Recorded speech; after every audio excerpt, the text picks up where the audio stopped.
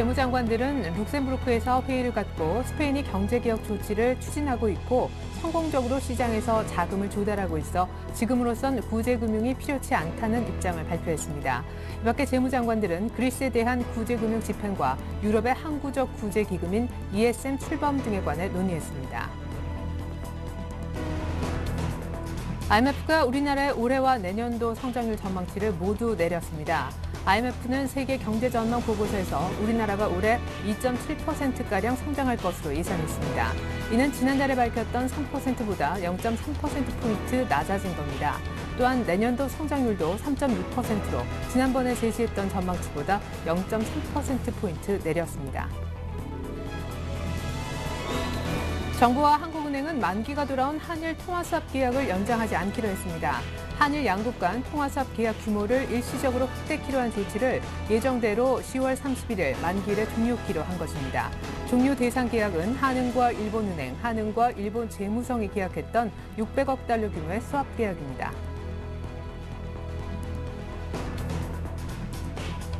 중국의 중추절과 국경절 연휴 기간 동안 소매 판매와 요식업체 매출이 총 8천억 위안을 넘겨 지난해에 비해 15%가량 증가했습니다.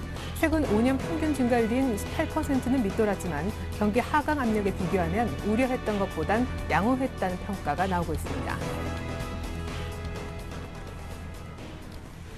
안녕하십니까. 오늘장 내일장의 최리나입니다. 유럽과 아시아, 중국, 우리나라 경기 둔화라는 이슈에 그 어느 국가도 자유롭지 못한 모습입니다. 경기 둔화 우려가 나오면서 뉴욕 증시도 전일 조폭 빠지면서 마감이 되었는데요. 결국 유럽의 새로운 방화벽이라 할 수 있는 ESM이 출범을 했지만 정작 스페인은 구제금융 신청을 하지 않는 가운데 유럽의 이슈는 시장에 중립적 영향만을 미치고 있습니다. 코스피는 아직까지 방향을 못 잡는 모습이지만 오늘 두 곳은 좋아 보입니다. 6일째 오르는 코스닥과 2% 넘게 급등 중인 중국 증시인데요. 먼저 우리 코스피 흐름부터 체크해보겠습니다. 네, 코스피는 1980선 파란불 보시죠? 조금 전에 하락 반전되었습니다. 장중 가장 높았던 고점은 1990선대 초반인데요. 외국인이 하루 만에 마음을 바꿔서 오늘 1000억대 이상 순매도하고 있습니다. 역시 투신권의 매물도 함께 나오는 중인데 오늘 선물은 강하게 사들이는 것도 특징입니다. 프로그램은 2,000억 이상 차익 중심 순매수입니다. 자, 코스닥 쪽으로 가보실까요? 오늘 엿새 연속 오르는 정말 랠리다운 랠리 코스닥 쪽에서 나타나고 있죠. 외국인들이 코스닥은 순매수해주고 있고요. 기관도 순매도하는 것처럼 보이지만 투신권만은 코스닥에 있는 중소형주를 함께 사들이고 있습니다. 전 고점이 코앞인 코스닥. 이번에 외환시장으로 한번 가보죠. 오늘 한일 통화수합 확대 조치 더 이상 연장하지 않기로 했다라는 소식이 있었지만 크게 흔들리지 않고 있는 외환시장입니다. 이미 독도 문제로 예견을 했던 터일까요? 오늘 조폭만 빠지면서 1110원대 위에서 움직여주고 있습니다. 네, 제가 말씀을 좀 드렸었던 중국 증시 흐름 잠깐 보시겠는데요. 중국 상해종합 증시가 사실은 긴 연휴 끝에 큰 폭으로 오르지 못한다라는 느낌을 어제 주었었는데요. 오늘은 2% 넘게 오르면서 2116.79 하루 만에 아주 큰 폭으로 급등을 해주고 있습니다. 오늘장 내일장 일부에서 준비한 소식도 먼저 챙겨드립니다. 화면 보실까요? 애널리스트에게 듣는다. 먼저 KTB 투자증권 박석현 연구위원부터 만나보겠습니다. 글로벌 경기 둔화 우려가 커지고 있죠. 시장의 조정 압력도 동시에 확대될까요? 오늘 밤부터 시작될 미국의 3분기 어닝 시즌, 시장에 미칠 영향력과 대형주는 부진하지만 선전하고 있는 중소형주, 전반적인 종합적인 투자 전략도 챙겨보겠습니다. SK증권의 김민수 차장님도 이어서 만나볼게요. 눈높이가 낮아진 상태에서 3분기 어닝 시즌을 맞게 됐는데요. 전망은 어떨까요? 경기 우려에 위험자산 갖고 있기가 참 부담스럽습니다. 틈새 전략 없을지 알아보죠. 평택촌놈의 이기는 전략 시간은 정호영 대표 만나서 옵션 만기일 딱 이틀 남았습니다. 외국인들 선물 매매를 통한 시장 분석 들어보고 연일 급상승 중인 인프라웨어 지금 사도 수익 낼 수 있을지 공략법 공개합니다. 일주일 동안 5% 이상 수익 낼 수 있는 공략주, 오늘 하이트 진로, JB스탁의 이정복 대표님이 설명해 주실 거고요. 끝으로 유진투자증권 압구정 지점으로 장소를 옮겨 정승현 과장님 만나보겠습니다. 이번 주 옵션 만기일 목요일인데요. 매물 부담 커질까요? 상승 추세 유지하는 종목, 실전 개선되는 종목, 어떤 것일지 두 가지 이슈 알아보고 현재 동원산업과 마크로젠을 보유하시면서 20%, 30% 이상의 높은 수익을 내고 계십니다. 포트에 담긴 종목별 AS까지 들어보겠습니다.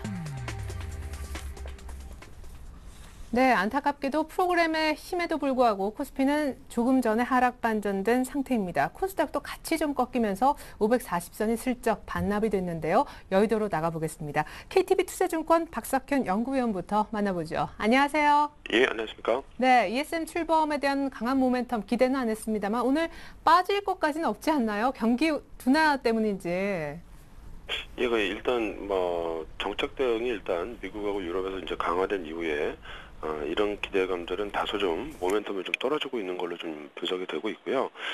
반면에 이제 그 펀더멘털 측면에서 어떤 시장 관심이 좀 높아지고 있는데 중국이나 미국이나 경기 측면에서는 불확실성 요인이 계속 이제 부각이 되고 있기 때문에 경기 둔화 우려 이 부분이 시장 하락의 최근에 시장 부진의 원인으로 일단 생각을 해볼 수가 있을 것 같고요.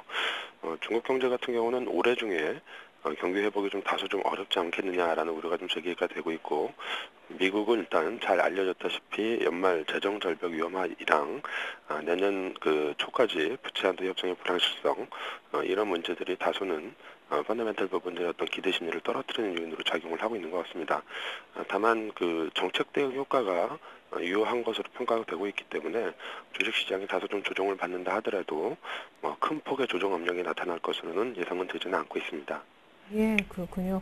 그렇다면 이제 펀더멘털로 관심이 좀 쏠리고 있다 얘기를 하셨는데 어닝 시즌 얘기를 좀 해보죠. 오늘 밤에 이제 미국의 장 끝나고 나서 알코아의 실적이 나오게 되지 않습니까? 우리 삼성전자 실적 잠정치도 지난주 금요일 이미 공개가 됐었는데 양시장 어닝 시즌을 통과하면서 우리 주식시장에는 어떤 영향을 줄까요?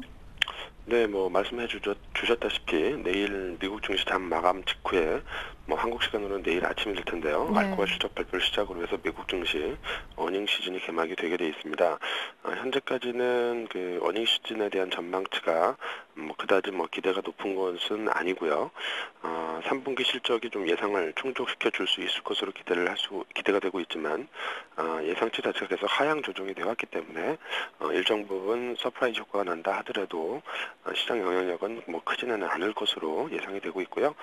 반면에 이제 그 연말에 미국 경제의 어떤 불확실성 요인으로 인해서 4분기 실적 가이던스가 다소 좀 보수적으로 제시가 될 수 있다라고 우려되는 점이 시장의 경계 심리를 좀 높이는 요인으로 작용을 하고 있습니다. 따라서 이번 어닝 시즌의 경우에는 기대 요인보다는 경계 요인이 좀 다소 우세를 보일 수 있을 것으로 예상이 되고 있고요. 이러한 부분들은 우리나라 시장이나 미국 시장이나 10월 중순까지는 기술적인 측면에서의 완만한 조정 양상이 좀 나타날 수 있을 것으로 예상이 되고 있습니다. 네. 사실은 우리나라도 경기 둔화 여기에서 자유롭지 않잖아요. 올해 2%대 성장 거의 기정사실화됐고 내년까지 종합해서 봤을 때도 3% 안팎의 저성장 얘기가 나오고 있습니다. 이렇게 되면 목요일 날 있을 한은 금통위에서도 기준금리 인하할 가능성이 높지 않겠습니까? 예, 그렇습니다. 일단 금통위를 앞두고 있는데 시장 컨센서스는 80% 이상 기준금리 인하를 좀 예상을 하고 있고요. 기준금리가 인하가 될 경우에는 그 정책 요인에 따른 긍정적인 영향력을 기대를 할 수 있습니다.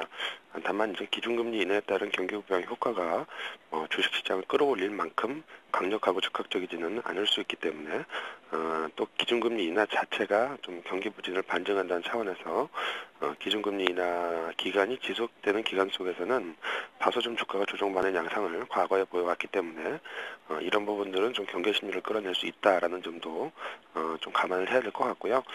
따라서 일단 기준금리 인하 결정이 될 경우에는 정책적인 부분에서의 기대 요인을 유발시키는 긍정적인 효과가 예상되긴 하지만 말씀드렸던 대로 부정적인 효과도 상존을 하고 있기 때문에 금통위에서의 기준금리 인하 가능성이 높긴 하겠지만 그런 부분들이 주가를 큰 폭으로 끌어올린다거나 시장 흐름을 어떤 그 매수 우위 구조로 바꿔놓기는 좀 쉽지 않을 수 있다라고 생각이 들고 있습니다. 네, 말씀하신 내용을 쭉 들어봤을 때 코스피는 급등락하지는 않겠다라는 향후 생각이 듭니다만 경기 둔화에 오히려 반사익을 좀 본달까요? 코스닥이 아닐까 생각이 됩니다. 오늘까지 엿새째 랠리. 사실 오늘 코스피가 조금만 버텨줬으면은 연고점 경신도 좀 기대해 볼 만한 날이었는데 이 중소형주의 상대적 강세는 언제까지 이어질지 감안해서 오늘장 마감 전략 부탁드리겠습니다. 네, 이제 펀더멘털에 대한 우려하고 일단 외국인의 어떤 관망세 전환 이런 부분들이 최근에 이제 대형주가 상대적으로 좀 부진한 데 따른 어떤 배경이라고 볼 수 있을 것 같고요. 이런 과정 속에서 뭐 말씀해 주셨다시피 뭐 큰 폭의 하락 압력은 없는 거기 때문에 기본적으로 이제 박스권 장세에 대한 어떤 기대감이 좀 높은 편이고요. 이런 과정 속에서 중소형주 강세 흐름이 진행이 되고 있고 이런 부분들은 뭐 이번 주에도 지속적으로 이어지고 있는 상황입니다. 다만 그 중소형주 흐름에 있어서 최근 시장 관심이 또 그 중소형주 내부적으로는 중형주보다는 소형주로 슬림화되는 양상을 보이고 있는데 슬림화가 된다는 얘기는 다소는 시장 흐름이 어떤 그 연속성 그 기대감이 좀 줄어드는 쪽으로 볼 수 있기 때문에 단기적으로는 좀 중소형주 흐름에 있어서도 불안정성이 좀 나타날 가능성에 대해서도 조금 관심이 필요하지 않을까 생각을 할 수 있을 것 같습니다. 예. 중소형주 그러면 한 10월 달 안에는 계속 좀 유망하니까 매매를 좀 계속 이어가도 되는 거죠? 예, 일단 그 오늘이 어느 정도는 그 분기점이 될 수가 있겠는데요. 네. 지금 그 지난번 9월 중순에 연준의 3차 양극화 완화 효과로 주가가 급등한 이후에 거래소 시장은 지속적으로 조정을 보여왔었는데요. 조정을 보이는 과정 속에서도 21선 이상이 유지가 되면서 중소형주 랠리가 이을 수 있었는데 오늘 그 21선을 다소 좀 이탈하는 모습을 보이고 있고 다소 좀 21선 이탈 어떤 폭이 커지게 된다면 코스닥 시장이나 중소형주 흐름에도 다소 좀 영향을 미칠 수가 있기 때문에 그런 부분들은 뭐 동시에 좀 고려를 해야 되지 않을까 생각하고 있습니다. 네, 그러니까 코스피 21선을 깨지면 잘 가던 아우도 영향을 받는다는 얘기시죠? 예, 그렇습니다. 예, 예. KTB 투자증권 박석현 연구위원님의 도움 말씀이었습니다. 잘 들었습니다. 예, 감사합니다.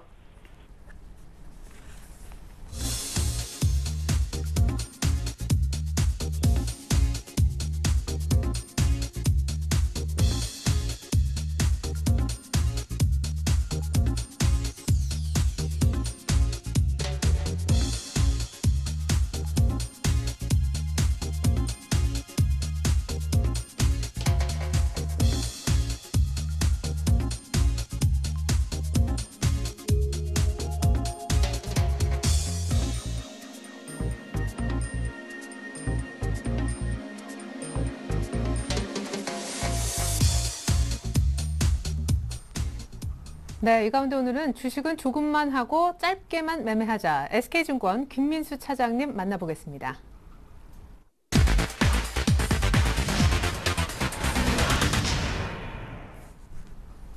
네, 차장님 안녕하세요. 예, 안녕하십니까. 네, 스페인 불확실성은 여전한 데다 중국 경기 우려, 또 3분기 기업 실적, 뭐 하나 이렇게 시원하게 모멘텀이 나올 곳이 없는데 이럴 때 주식하는 게 맞습니까? 특히나 대형주 말이에요. 예, 일단 주식을 대형주 쪽으로는 정말 재미없다고 말씀을 드려야 될 것 같고요. 예. 예, 저 대형주 쪽은 아무래도 제약이 좀 큰 것 같습니다. 여기저기 눈치를 많이 보는 상태고 상대적으로 앞서서 그 연구원께서도 말씀하셨지만은 어떤 그 종목 중심의 어떤 단기적인 어떤 전략이 가장 맞는 시장이 아닐까라고 일단 말씀을 좀 드려보고 싶고요. 그 이번 주 같은 경우는 중요하게 이제 여러 가지 이슈들이 좀 또 있는 상황들인데 이 글로벌 이슈 쪽으로는 이제 무엇보다 지금 최근에 투자 심리를 좀 부진하게 가져갔던 요인들, 특히 유럽이라든가 유럽 쪽에서 그리스, 어떤 스페인 관련된 어떤 그 재무장관 회의가 이어지면서 관련돼서 그 특히 이제 스페인 같은 경우 이제 지금 상황 쪽에서 이제 구제금융 관련된 쪽을 받느냐 마냐 어떤 이런 거 가지고 좀 말이 맞는 상황인 것 같은데요.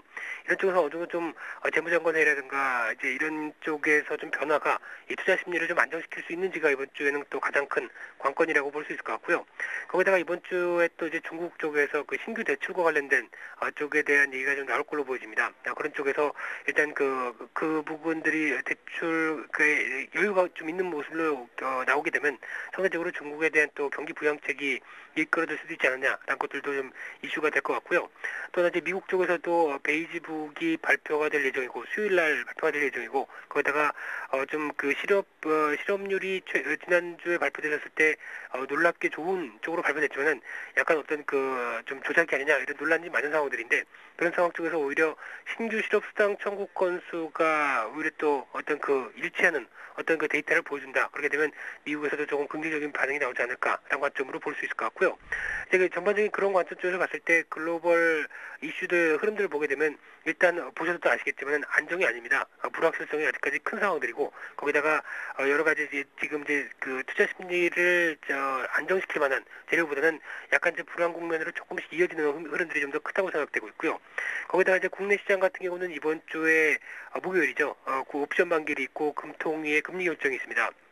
특히 옵션 만기일 같은 경우는 지금 흐름들, 이제 지난달 옵션 만기일 이후부터 이어졌던 어떤 베이시스 흐름이라든가 그런 모습들을 봤을 때는 상대적으로 어떤 2포인트 넘는 어떤 그 베이시스를 유지하면서 들어왔기 때문에 상대적인 옵션 연기 물량 같은 경우도 생각을 해보게 되면 아무래도 약간 매도 우위가 좀 우위하지 않을까 그런 관점으로 볼 수 있을 것 같고요. 그런 가운데 이제 금통위 결정 같은 경우도 이제 금리를 이제 추가적인 인하 가능성이 좀 높은 상황들로 이어지고 있는 것 같은데 그렇게 되면은 일단 그 전반적인 국내 시장 쪽의 심리는 양호하다고 하더라도 업종 쪽으로는 또 다른 어떤 반대 여파들 특히 환율이 그 같은 경우가 이제 하락할 가능성들이 원화가 강세가 될 가능성이 높기 때문에 그에 따른 어떤 수출 기업들의 채산성 그리고 금리가 하락하면서 나타날 수 있는 어떤 금융주들 쪽 특히 은행주들 쪽에서의 예대 마진에 대한 압박 가능성들 이런 쪽으로도 또 생각을 해볼 여러 가지 문제들이 있기 때문에 어떤 무조건 그 금리를 인하했다고 하더라도 해서 지금 당장 어떤 그 금융적인 반응으로 나오긴 좀 힘들지 않을까 쪽으로 볼 수 있을 것 같고요. 또 마지막으로 이제 3, 4분기 실적 발표 시즌이 돌아있습니다. 미국도 내일 그 알코아를 시작으로 그리고 국내 시장에서는 삼성전자를 시작으로 어떤 그 실적 발표 시즌이 돌아있는데 삼성전자를 보시면 답이 나오는 흐름들이 실적을 아주 긍정적으로 좋게 발표를 했었어도 아직까지 삼성전자에 대한 탄력들이 그렇게 상당히 좀 떨어지는 모습들입니다. 그렇다고 한다면 만약에 실적이 좋게 발표된 기업들도 저런 모습들인데 안 좋게 발표되는 모습들로 나온다. 그러면 어떤 반응이 나오느냐에 대한 흐름들은 아무래도 좀 부담이 좀 크지 않을까라는 관점이고요.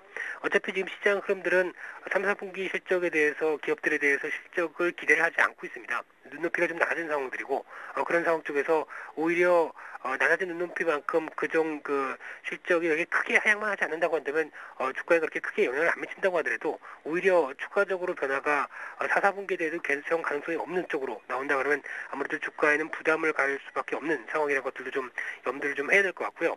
따라서 일단 여전히 불확실성이 좀 큰 시장입니다. 그래서 지금 한 몇 주간 계속 강조를 드리지만은 이 주식 비중에 대해서 지금 글로벌 유동성을 완화시켰다고 해서 오히려 주식 시장이 환호를 해서 주가가 계속 갈 거야 라는 생각으로 주식 비중 90% 이상 뭐 90% 가까운 뭐 100% 가까운 쪽으로 보유하고 있다가는 오히려 시장에 대해서 그 예상과 달리 움직이는 쪽에서는 전혀 주식만 갖고 있는 상황 쪽에서는 대응할 수가 없는 상황으로 나옵니다. 따라서 일단 지금 주식 보유를 가지고 내일 넘기고 그 다음날 넘기고 하는 어떤 보유 자체에 대해서 부담이 계속 어떤 큰 상황들로 올 수 있는 모습들이기 때문에 일단 그런 흐름이라고 한다면은 아무래도 주식 비중을 낮춘 상황 쪽에서 어떤 시장 흐름들을 좀 짧게 가져가는 전략이 가장 지금 시장에서 맞는 전략이라고 생각되고 있기 때문에 그런 쪽에서의 흐름들을 좀 확인하시는 게 중요할 것 같고요. 또 하나 시장 흐름 쪽에서는 지금 계속 이어지는 모습들이지만 코스닥의 종목 중심의 장세가 계속 이어지고 있습니다. 특히 종목 같은 경우도 어떤 그 최근에는 어떤 이제 주식 보유 관점이 아니라 매매 관점으로 접근하게 되면 의외로 수익이 좀 많이 나는 시장의 흐름이라고 좀 생각이 되고 있고요.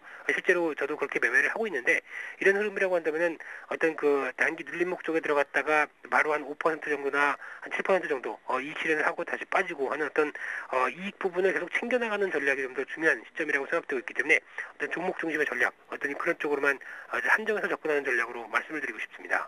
예, 그러면은 가볍게 주식을 하시면은 포트에서 내 가진 돈의 한 20-30% 정도 비중이 적당한 건지 궁금하고요. 가볍게 단기에 접근해 볼 만한 트레이딩성 개별주 어떤 종목이 있을지 종목도 좀 몇 가지 알려주시죠. 네. 일단 이제 지금 포트폴리오는 지금 비중 한 25% 정도밖에 갖고 있지 않은 상황들이고요. 특히 IT, 자동차 각각 5%씩 그리고 그 중에서도 음식료 쪽을 계속 가장 좋게 보고 있는 상황들이고 그냥 10% 정도. 그리고 특히 관련돼서 사료업체들 같은 경우도 좀 눈여겨봐야 되지 않을까라는 관점들로 이어지고 있고요. 이제 나머지 한 화학업종에서 5% 정도로 갖고 있는 상황들인데 일단 지금 특히 석유 정유라든가 화학 쪽도 기대치는 높았는데 지금 3, 4분기에 대해서 오히려 조금 안 좋은 모습들, 특히 유가는 상승을 해서 반영을 했겠지만은 오히려 관련돼서 파생 상품 쪽에서의 어떤 손실 가능성들도 조금 얘기가 나오는 모습들이기 때문에 실적에 대한 가이던스가 조금 낮춰진다는 것들 조금 염두를 좀 해주셔야 될 것 같고요. 일단 종목적으로는 지금 그때마다 다릅니다. 특히 매일 어떤 시장 흐름들을 봐서 그 전날 나왔던 어떤 눌림목 흐름들이 나오는 업종이나 종목들 가지고 접근하는 전략으로 일단 계속 접근을 하고 있는 상황들이고요. 특히 이제 오늘 같은 경우는 종목적으로만 한정해서 말씀드린다고 한다면 다우기술 같은 경우는 단기적으로 올라가다가 좀 다시 눌림목이 들어오는 상황들이고 추가적으로 뭐 아트라스 BX 같은 경우도 마찬가지 흐름들이고 이런 어떤 그 업종이나 어떤 큰 틀로 보시는 전략이 아니라 어떤 종목 중심으로 계속 보는 그런 쪽으로 일단 말씀을 계속 드리고 보고 싶습니다. 예, 그러면은 말씀해 주셨던 두 가지 종목, 다우기술과 아트라스 BX는 왜 좋아 보이시는지 공통점 같은 건 있나요? 예, 가장 큰 공통점은 기관의 매수세입니다. 특히 무엇보다 이제 다우기술 같은 경우는 최근의 상승세를 가파르게 움직였을 때 아무래도 나오는 자회사에 대한 모습들, 특히 다우기술 자체가 어떤 SI 업체라고 한다면은 최근에 어떤 그 대기업 업체에 대해서 약간 그 SI 쪽을 공공 쪽으로 입찰하는데 좀 제한을 줬던 모습들입니다. 그렇다고 한다면 다우기술 같은 중소형 업체들 같은 경우는 오히려 수주의 기여가 높기 때문에 긍정적인 모습들이고 거기다가 특히 자회사를 갖고 있는 회사들 사람이나 HR이라든가 이런 종목들이 급등을 하면서 평가이익이 커지는 모습들도 좀 반영이 되면서 나오는 흐름들인데 그런 종목들이 쭉 가면서는 이제 추격 매수하는 것보다는 기다려봤다가 단기적으로 눌림목이 나오는 모습들 특히 오늘 같은 경우도 어떻게 보면 가장 어떻게 보면 기다렸던 눌림목금의 흐름이 아닐까라고 생각되고 있는데 그런 차원에서 들어왔었을 때 어떤 접근한 전략 정도가 가장 좋은 흐름들이라고 생각되고 있고요. 특히 지금 종목 장세라고 해서 지금 추격 매수하면서 따라다닐 때는 절대 수익이 나오지가 않습니다. 특히 지금 순환매도 조금 빠르게 좀 움직이고 있기 때문에 그런 쪽에 대한 빠른 흐름보다는 오히려 그 강한 종목들을 지켜봤다가 눌림목에서 접근한 전략 어떤 그런 쪽으로 한정짓는 매매를 계속 강조를 드리고 싶습니다. 예, 잘 가는 종목, 그것도 추격 매수하면은 그마저도 수익 내기 힘드니까 눌림목을 잘 공략하면 좋겠다. 오늘의 개별주로 다우기술과 아트라스 BX, 특별히 다우기술은 오늘이 매수 타이밍이다라는 분석까지 해주셨습니다. SK증권 김민수 차장님과 함께했습니다. 말씀 감사합니다. 예, 감사합니다.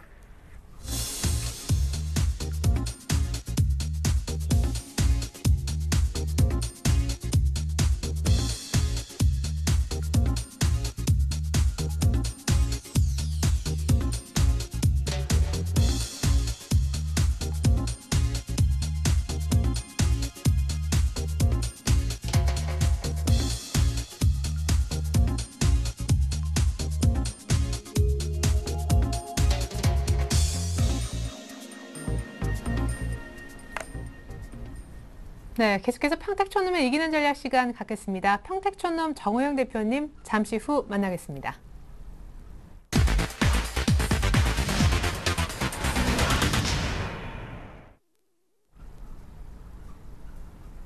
네, 대표님 안녕하세요.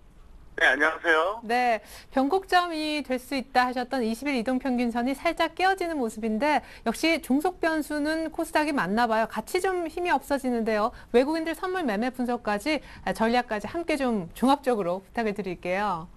네, 어제까지 외국인들이 12월물에 대해서 누적 순매도가 3,500계약 정도였습니다. 그런데 오늘 4,600까지 나왔다가 지금 현재 한 3,000계약 좀 넘는 수준인데요. 그러니까 오늘 3,500계약 이하로만 매수가 나오면은 누적 매매로서는 이제 마이너스라고 이제 보시면 되겠는데요.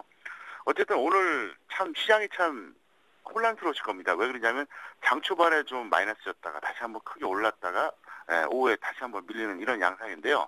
더욱 놀란 것은 오늘도 프로그램 매수가 무려 2천억이 넘습니다. 그런데 외국인이 1,000억 매도해줘 버리니까 이렇게 지수가 좀 약하지 않습니까? 뭐 물론 많이 빠진 건 아닌데 어쨌든 프로그램 매수 2천억에도 외국인이 1,000억 매도 해주니까 그냥 바로 이제 밀린다는 거죠. 그래서 지금 이 현장세에 어떻게 보면 아주 극명하게 드러나는 어떤 현실이 아닌가 싶어요. 그래서 뭐 누차 말씀드리지만 지금은 그런 상태입니다.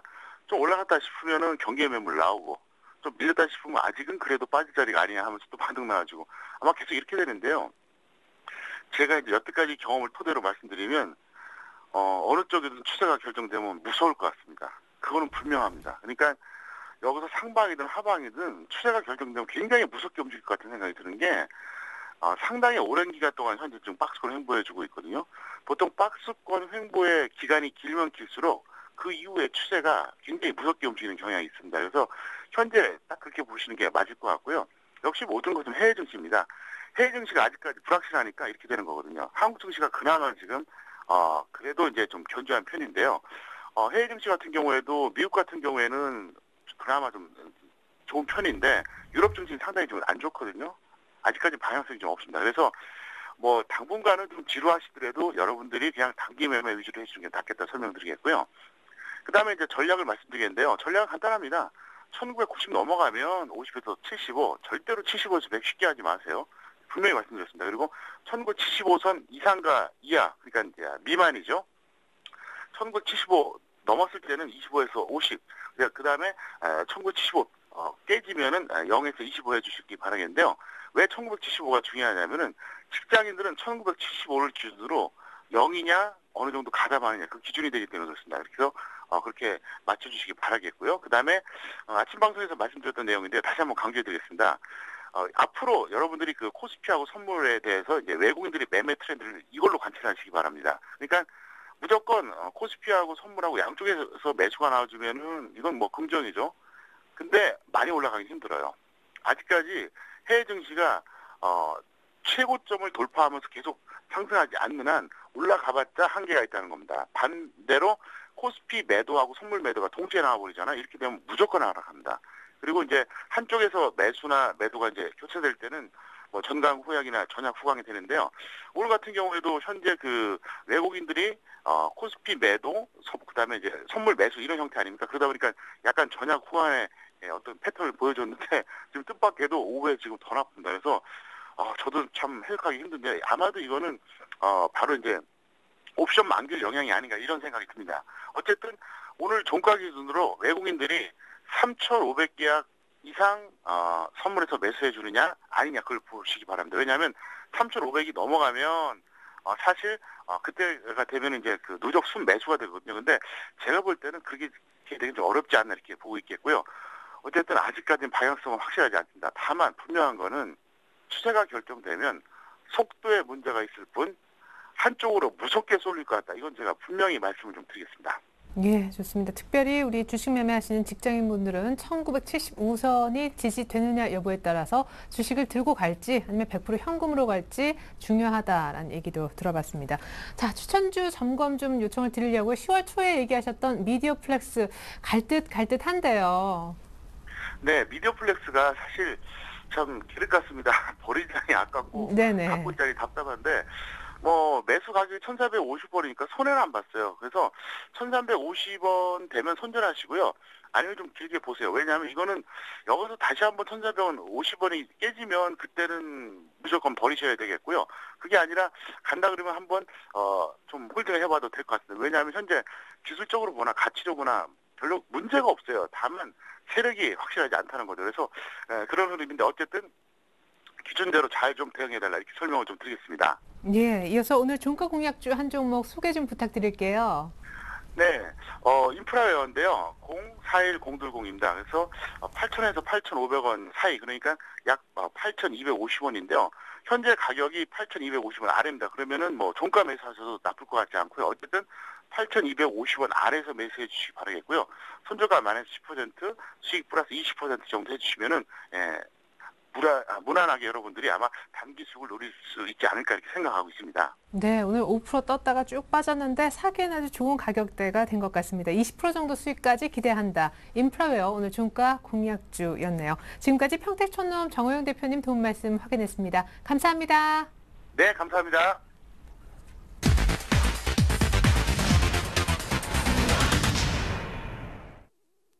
안녕하세요. 주간 5% 공략주 김보람입니다. 일주일 동안 5% 수익을 낼 수 있는 그런 종목들을 찾아드리는 순서인데요. 먼저 한 주간의 수익률부터 공개하고 출발하겠습니다. 동양증권 박현상 대리의 Y솔은 어제 받았던 종목인데요. 하루 만에 수익률이 2% 기록하고 있습니다. 순조로운 모습 보여주고 있고요. 이어서 JB스탁 이정복 대표의 ICD는 이미 목표가 도달했죠. 수익률은 7%를 넘어갔습니다. 아이러브스탁 전진우 팀장의 진양제약은 현재 0.3% 수익 중인데 어제까지 손실을 기록하다가 오늘 다시 수익으로 돌아섰습니다. 이어서 하이투자증권 이기택 과장님의 지난주 목요일 종목이었던 DNF는 아쉽게도 손실 중이지만 매수한 가격 부분에서 크게 움직이지 않고 있고요. 마지막으로 HM투자증권 박지훈 과장님의 IM은 현재 2% 수익으로 어제보다 수익률이 조금 더 늘었습니다. 이 가운데 오늘은 JB스탁 이정복 대표님과 함께하겠습니다. 대표님 안녕하세요. 네, 안녕하세요. 네, ICD가 일주일 만에 정확히 7% 수익률 목표가 도달하는 모습이었습니다. 축하드립니다. 네, 감사합니다. 네, AS 부탁드리는데요. 조금 더 들렀고 가봐도 될까요? 네, 이 종목 같은 경우는 이제 뭐 바닥권에서 제가 추천을 드렸는데, 이제 이런 종목들은 이제 한 차례 이제 오르고 나서 21선 부근에서 또 거래를 하고 있기 때문에 한 차례 눌림목 이후에 다시 한번 상승을 해준다면 그때 대해서는 목표가 한 16,000원 정도가 단기간에 좀 도달이 가능할 것 같고, 일단 그 전 매물대에서 지금 물량을 소화하는 과정이라고 보고 있고요. 그 아몰레드 관련 전주가 최근에 좀 많이 못 올라줬는데 이 종목도 워낙에 많이 빠지는 종목이기 때문에 다시 한번 21선 눌림목에서 잡아보는 전략도 괜찮고 기존에 가지고 있는 분들은 조금 더 끌고 가는 전략이 유효해 보인다고 말씀드리겠습니다. 정확히 어느 가격대까지 유효할까요? 보통 이제 이러한 종목들은 이제 주 차트 기준으로 본다면 주봉 21선을 이제 돌파를 하고 지금 약간 눌림목을 주고 있는 상황이기 때문에 최근에 좀 자사주도 매입을 다시 한번 완료를 한 상황이고 워낙에 주가가 많이 빠졌기 때문에 한 기간상으로 봤을 때 한 10거래일이나 이 정도 안에는 충분히 16,000원 선까지는 도달이 가능할 것을 보고 있습니다. 네, 알겠습니다. 조금 더 욕심을 내보고 싶다 하시는 분들은 16,000원까지도 목표가 설정 가능하겠습니다. 이어서 기대됩니다. 오늘의 관심 종목도 들어볼게요. 오늘 이제 관심주 같은 경우는 이제 최근에 이제 하이트 맥주 그리고 이제 참이슬 관련주로 해서 워낙에 주가가 많이 빠졌기 때문에 이 종목 같은 경우는 이제 여러분들이 아시겠지만 최근에 주가가 계속해서 지속적으로 상승을 하고 있습니다. 그래서 고점 눌림목에서 이제 잡아보는 전략으로 이제 최근에 이제 얼마 전에 제가 한 3주 전에 소개드렸던 루멘스 같은 경우도 고점에서 계속해서 지속적으로 상승하다가 눌림목에서 한번 잡아보는 전략을 제시해 드렸었는데 이 종목 또한 마찬가지입니다. 하이트 진로라는 기업인데요. 이 종목 같은 경우는 그 지난주 공연 때 싸이가 이제 참이슬을 이제 그 한 병을 이제 원샷을 했는데 이 효과가 광고 매출로 해서 이제 한 250억 정도의 이제 광고 효과가 있다는 이제 모멘텀이 나와주고 있고요. 그 다음에 이 종목이 이제 그 모멘텀 말고도 일본에서 워낙에 이제 하이트 맥주 같은 경우가 판매가 계속 호조세를 이어가고 있고 또한 또 소주 판매량도 계속해서 늘어나고 있기 때문에 역시 대장주 역할을 해주고 있다고 보고 있고요. 최근에 이제 싸이 관련주로 해서 YG 엔터 같은 경우나 DI 최근에 계속해서 급등을 해주고 있기 때문에 이 종목 같은 경우는 시가총액이 1조 7천억에 육박을 하고 있기 때문에 워낙에 좀 무거운 종목인 단점은 있지만 지속적으로 안정적으로 이제 꾸준하게 수익을 올릴 수 있는 종목으로 추천을 드리겠습니다. 네, 알겠습니다. 오늘은 하이트 진로 정확한 전략까지 한번 들어봤습니다. 네, 정확한 가격대 한번 들어볼게요. 현재 가격 매수 가능한 건가요? 네, 현재가 매수 충분히 가능해 보이고요. 이제 기술적으로 한번 보시면 바닥을 다지고 일단 월 차트 먼저 보신다면 월봉 20월선까지 아직도 8%가 남아있기 때문에 현재 구간에서 8% 수익률을 좀 제시해드리고 매수가는 현재가 매수 유효해 보입니다. 최근에 외국인들이 차익 실현 매물이 나오는 물량들을 기관들과 연기금 쪽에서 어제 같은 경우에는 연기금 쪽에서도 대량으로 매수가 좀 들어왔기 때문에 금일도 장하고 관련 없이 계속해서 상승을 해주고 있는 모습이 유효하기 때문에 현재가 매수 유효해 보이고 손절가는 현재가부터 한 마이너스 한 4% 정도 그리고 목표가로는 한 10%에서 8%를 제시해 드리겠습니다. 네, 알겠습니다. 지난주에 이어 이번에 하이트 진로도 수익률 1위 기대해 보겠습니다. 말씀 잘 들었습니다. 고맙습니다. 네, 감사합니다. 네, 지금까지 주간 5% 공략주 김보람이었습니다.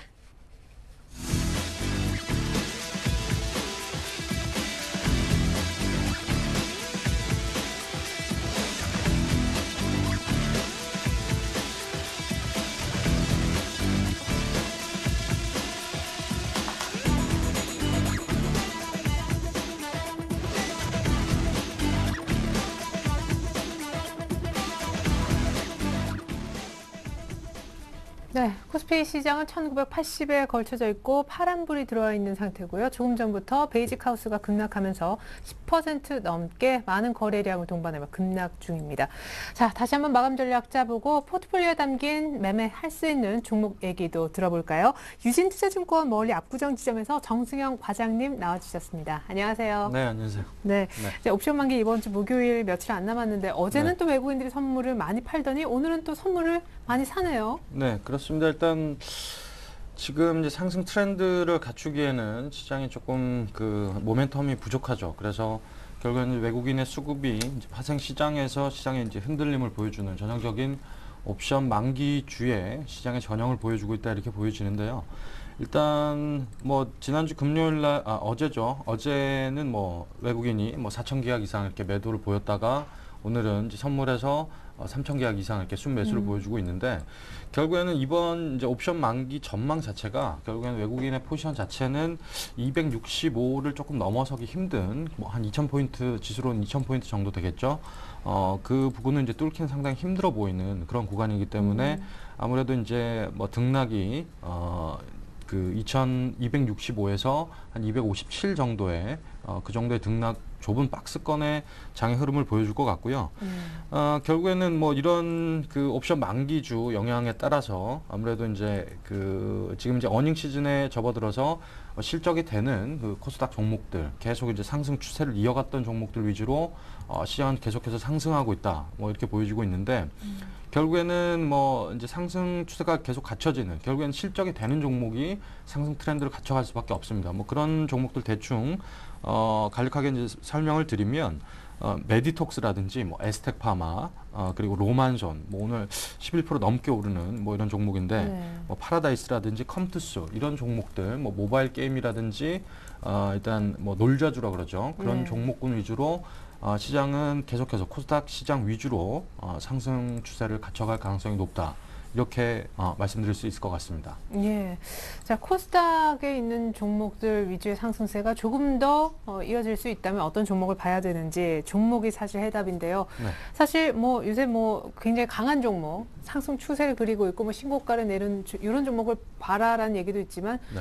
이게 또 눌림목에 못 사면 수익을 내기도 어렵다라는 그렇죠. 얘기도 있었고 네. 눌림목을 또 기다리다가 못 잡았는데 너무 잘 가는 경우도 있어서 어느 쪽 말을 들어야 좋을지. 일단 그 시장의 관심은 계속해서 아까 말씀드린 뭐 이제 업종 그리고 그런 네. 종목들 위주로 계속 이제 사실 종목을 째려 봐야겠죠. 언제 사실 건지 계속 이제 째려 예. 보시다가 결국에는 사실 눌림목을 줄 때 과감하게 들어가야 됩니다. 용기가 사실 필요한 그런 종목군들이기 때문에 신고가를 경신하는 종목들이 사실 이제 개인 투자자 여러분들께서는 사실 매매 타이밍을 잡기가 상당히 힘든 그런 이제 난간을 이제 봉착하게 되는데 결국에는 이제 기관이나 그 이제 외국인이 이제 매수를 하는 종목들은 계속해서 가격과 불문하고 실적의 밸류에이션에 따라서 매매를 하든지 아니면 이제 그 수급의 에너지 이런 부분들로 상승 트렌드를 갖추게 되면 추세적으로 쭉 올라가는 그런 성향이 있습니다. 그런 부분들 때문에 이제 눌림목을 어느 정도 줬을 때 사실 용감하게 상승 추세가 꺾였지 않을까 이제 고점이 꺾이지 않을까라는 그 시점이 사실 매수를 해야 되는 그런 시점이라고 볼 수밖에 없습니다. 그렇기 때문에 일단 계속해서 상승 고점을 경신하는 그런 종목들을 보고 계시다가 어느 정도 눌림이 나오고 기간이 하루 이틀 정도 파는 정도에 일단 사셨다가 이제 대신에 이제 손절 타이밍도 철저하게 지키셔야겠죠. 이제 뭐 21선이라든지 뭐 이제 보시는 기술적 지표들에 의해서 그런 이제 기술적인 매매를 동반한 그런 매매를 해야지만 이런 시장에서는 수익률을 좀 더 이제 얻어갈 수 있다. 예. 뭐 이렇게 볼 수 있을 것 같습니다. 예, 그러니까 결론은 강한 종목을 째려보고 그렇죠. 있다가 네. 눌림목이 왔다 싶을 때 네. 용기를 내어서 과감하게 들어가는. 그렇습니다. 예, 그렇군요. 용자만이 지금 살아남을 수 있는 그런 시장인 것 같습니다. 예, 그래요. 아, 참. 나름 또 용기를 내셨는데 나는 왜 이럴까 이런 분도 계시긴 할 것 같아요. 근데 사실 옵션 만기일 조금 더 여쭤보고 싶은 부분은 이제 매주 화요일날 출연해 주시지만 옵션 만기일이 이제 내일 모레잖아요. 그렇죠. 외국인들이 무슨 생각으로 어젠 그렇게 많이 팔았다가 오늘 또 이렇게 많이 사고. 일단 지금 그 이제 투자자별 이제 손익을 잠깐 이제 보시면 외국인 같은 경우에 이제 그 아까 말씀드린 대로 257에서 265 사이의 박스권의 수익을 내는 구간입니다. 그래서 265가 넘어서면 이제 수익이 좀 감소되는 그런 트렌드이기 때문에 결국에는 최근에 그 제가 이제 선물옵션 만기주 여러 차례 이렇게 분석을 해본 결과 외국인이 12달 중에 거의 한 8에서 9달 정도는 승률이 한 80에서 90%는 외국인이 결국에는 승리를 합니다. 그렇기 때문에 어쩔 수 없이 외국인의 그런 어떤 이제 포지션에 따라서 시장이 움직일 수밖에 없다라고 보여지기 때문에 결국에는 80% 이상의 승률을 갖고 있는 외국인이 시장을 움직일 수밖에 없는 거죠. 그거를 무시하고 뭐 그 개인이라든지 뭐 기관이 뭐 이렇게 잡았으니까 이번에는 뭐 기관이 이기지 않을까라는 이제 노파심에 혹시 뭐 그럴 가능성 때문에 그런 쪽으로 따라 붙으시는 전략은 전 좋지 않다 보고 있고, 그렇기 때문에 외국인의 포지션 아까 말씀드렸는데 267에서 265의 박스권 안에 들 가능성이 높고요. 그리고 지금의 시장의 흐름 자체도 어느 정도 그 지수의 부담이라든지 그리고 하단이 막혀 있는 전형적인 뭐 그런 좁은 박스권의 장세이기 때문에 이제 외국인이 오늘 뭐 어제 팔고 이제 선물을 오늘 매수하는 것은 결국에는 추세를 잡지 않겠다는 거죠. 상승이나 하락의 어떤 추세를 잡지 않고 무난한 만기로 이어질 가능성이 높게 그렇게 이제 포지션 플레이를 하는 걸로 그렇게 보시는 게 가장 맞다 이렇게 볼 수 있을 것 같습니다. 예, 그러면은 매물이 나온다고 해도 뭐 크게 그렇게 안 흔들리고 지수 역시 좀 약간 뭐 흔들림 정도. 그렇죠. 일단 외국인이 무리하게 뭐 그 뺄 이유도 없을 것 같고요. 그렇죠. 그리고 시장의 어떤 악재 요인, 뭐 오늘 또 중국은 또 급하게 상승을 하지 않습니까?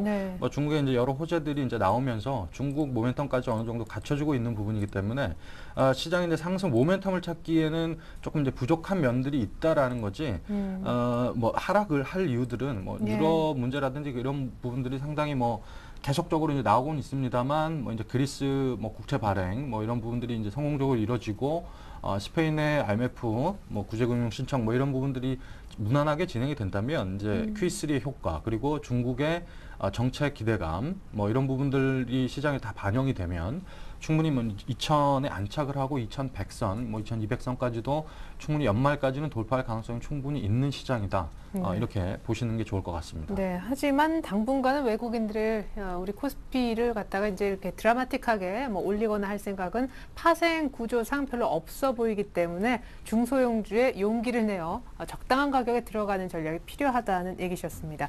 자, 용기를 내긴 내는데 조금 소심했었나요? 예, 사실 지난주 제가 미리 정보를 입수했습니다. 서울가스 샀더라면은 신고가인데 그래서 오늘 재추천하실 거라고. 네, 서울가스 뭐 저는 이제 눌림목을 조금 줄 줄 알았는데 그날 이제 추천하는 날 좀 급등을 했는데 오늘 조금 이제 눌림목을 주네요. 그래서 이제 뭐 이런 가격에 이 회사 같은 경우에도 이제 어느 정도 밸류에이션이 되고 그리고 실적의 모멘텀 아까 말씀드린 대로 상승 트렌드를 이어가고 있고 그리고 실적이 되는 기업 뭐 그런 부분들로 같은 이유로 제가 추천을 드리는 거기 때문에 뭐 이 회사 같은 경우 오늘 뭐 조금 눌림목을 주고 한 3%에서 4% 정도 이제 빠지고 있는데 이 가격 정도에 사시면 제가 이제 지난주에 추천을 드렸을 때 62,000원까지 뭐 눌림목이 나오면 이제 사시라고 이제 추천을 드렸는데 64,000원 정도도 저는 적당한 가격이라 보고 64,000원에 이제 매수를 하시고 그리고 목표가는 뭐 지난주와 동일하게 일단 가는 걸로 하겠습니다. 그리고 이제 손절가를 지난주에는 제가 56,000원 정도로 제시해 드렸는데 손절가를 6만 원으로 높여서 그렇게 추천드리도록 하겠습니다. 와, 9월 달에 이게 몇 프로 오른 거죠? 어마어마하게 올랐네요. 그렇죠. 5만 원부터 이제 상승을 했죠. 거의 30% 가까이, 30% 가까이 상승을 했습니다. 예, 지금 사서 더 갈 수 있다고 생각하신 이유 뭐 한두 가지만 아주 쉽게. 네, 일단 이 회사 같은 경우에는 그 최근에 이제 해외 유전 뭐 이런 부분들이 상당히 시장에 관심이 많지 않습니까? 이런 부분들에 이제 그 컨소시엄에 참여를 해서 이제 지분율의 이제 배당 사업, 배당을 받는 그런 식으로 이제 해외 유전에 투자를 하는 그런 기업이고, 그리고 한국가스공사의 LNG를 받아서 일반 수요자에게 납품하는 그런 안정적인 수익 구조를 가지고 있다라고 보여지고, 그리고 최근에 이제 가치주들이 조금씩 관심을 받기 시작합니다. 그런 부분들이 뭐 그 일부 자문사라든지 기관에서 가치주에 관심을 갖기 시작하면서 이런 주식 같은 경우에 현금 보유량이 많고, 그리고 PBR 뭐 이런 부분들이 뭐 한 0.4, 0.5밖에 안 되는 전형적인 가치주의 주식이기 때문에 시장의 어떤 트렌드에 맞게 가치주도 지금은 담을 때다라고 말씀드릴 수 있을 것 같습니다. 네, 신고가 내다가 오늘 한 3%가량 조정받는 날인데 서울가스 재추천 나왔습니다. 자, 가격 설명까지 들어봤고요. 기존 포트폴리오 어떤 종목이 있었을까요? 자, 우리 정승현 과장님 포트를 보면요. 동원산업, SK 마크로젠, 서울가스를 이제 지난주 20%로 잡으려고 했는데 안 잡혀서 이번 주에 다시 추천 얘기를 좀 드려봤습니다. 아마 완성본도 이렇게 되겠죠. 자, 기존에 있었던 서울가스 못 잡은 거 빼고 세 개의 수익률을 보면요. 자, 33% 높은 수익 중엔 동원산업, 지난주에 목표가 높였었는데 이번 주에 조금 차트 옆으로 붙이면서 쉽니다. 마크로젠이 22.4%. 자, 어제 11% 급등했거든요. 이 종목이 목표가 이미 넘겼습니다. 하지만 수익 극대화 생각하시는 것 같아요. SK가 수익 내기가 쉽지 않은데 아무래도 지수 관련주겠죠. 마크로젠부터 좀 볼까요? 네, 마크로젠 같은 경우에 이제 어저께 뭐 10% 넘게 상승하는 흐름을 보여줬는데 바이오의 어떤 기관의 관심이 상당히 높습니다. 그런 부분들이 이제 그 전날 금요일장에는 뭐 에스테카마라든지 이전에 제가 추천했던 뭐 이런 종목들과 그리고 메디톡스 뭐 이런 부분들이 상당히 강하게 올라왔는데 그날 이제 마크로젠은 오르질 못했죠. 그 부분이 시장에서 어제 다 반영을 했다라고 보여지고요. 오늘은 이제 고점을 조금 경신하면서 눌림목을 주는 구간이고 지금 제가 이제 늘상 말씀을 드리는데 이런 고점을 경신하는 종목은 고점이 어디까지인지 확인하시고 그리고 차트가 이제 꺾이는 시점에 이제 무릎에서 이제 어깨까지 목표 수익률을 가져가겠다는 시점으로 제가 추천을 드리기 때문에 이제 제가 첫 번째 제시한 목표가를 도달했다 하더라도 고점을 계속 경신하면 저는 보유 의견을 계속 드리는 전략으로 가도록 하겠습니다. 네, 그래서 일단 목표가를 한 4만 원 정도로 높이고, 네. 그죠? 익절하시겠다는 손절가, 매수가로 맞추는 얘기까지 지금 화면에 나오고 있습니다. 자, 이어서 30% 넘는 수익을 내고 있는 참치 관련된 종목이죠. 네. 동원산업. 예, 뭐 견조하네요. 그렇습니다. 뭐 동원산업도 뭐 아까 이제 말씀드린 뭐 맥락과 비슷하고요. 네. 일단 고점이 꺾이지 않는 상승 추세를 계속 이어가고 있기 때문에 뭐 참 보기 좋은 차트죠. 네. 그런 부분들 다 이제 고점 확인하시고 꺾일 때 제가 매도 사인을 드리도록 하겠습니다. 예, 마지막으로 SK. 이게 이제 네. 의외로 사고 나서 수익을 별로 못 주고 있는데. 그렇습니다. 결국에는 대형주 장이 좀 대형주 자체가 수익을 보기 힘든 장이기 때문에 요즘 그렇다니까요. 그렇죠. 예. 대형주가 참 매매하기 힘든 대형주에 상당히 물리신 개인 투자자분들 많을 텐데 예. 일단 연말까지 연말이 아니고 이번 달 말까지는 중국의 모멘텀 이런 부분들이 이제 나올 때까지는 조금 더 이제 보유를 하시고 만약에 이제 제가 제시한 그 손절가 라인이 오면 정확하게 매도를 하시는 전략으로 가시는 게 조금 좋을 것 같습니다. 네, 좋습니다. 뭐 손절가 터치 안 했는데 뭐 소폭 마이너스입니다만 이것도 팔면은 코스피가 갈까봐 일단은 손절가 그렇죠. 터치 안 했으면 네. 갖고 계십시오. 자, 완성된 우리 정승현 과장님 포트 보여드리겠습니다. 자, 서울가스 이번엔 좀 잡혔으면 좋겠어요. 동원산업, SK, 마크로젠에 이어서 서울가스까지. 자, 이렇게 네 종목 각 20%, 현금도 20% 정도 됩니다. 자, 서울가스 그래서 오늘 종가, 오늘 눌림목 나오고 있거든요. 신고가 내다가요. 이럴 때 눌림목에 강하게 한번 다시 들어가 보는 전략. 목표가는 지난주와 동일합니다만 손절가는 많이 좀 올라와 있는 상황이라서 6만 원까지 서울가스는 높게 설정을 해주셨습니다. 자, 마크로젠은 신고가를 막 다시 치고 나가고 있거든요. 팔 이유가 없다 하시면서 목표가 4만 원으로 올려주셨고 손절 가격도 매수가와 맞추면서 이 종목은 반드시 수익을 내고 나오겠다는 의지를 보여주셨습니다. 현재 수익이 20% 넘게 나는 종목이고요. 자, 동원산업도 목표가 33만 원까지 아직은 홀딩입니다. SK가 아직 수익이 안 나지만 이번 달까지는 계속해서 보유하겠다. 손절가도 아직 터치하지 않은 상황입니다. 네, 지금까지 유진 투자증권 압구정 지점 정승현 과장님 도움 말씀 들어봤습니다. 다음 주 높은 수익 기대하겠습니다. 감사합니다. 네, 감사합니다. 네, 코스피 오늘 반등하기는 좀 어렵겠습니다. 외국인들이 선물을 많이 사고 프로그램이 많이 들어오지만 말이죠. 코스피 저는 잠시 후 종가 들고 2부로 다시 돌아오겠습니다. 고맙습니다.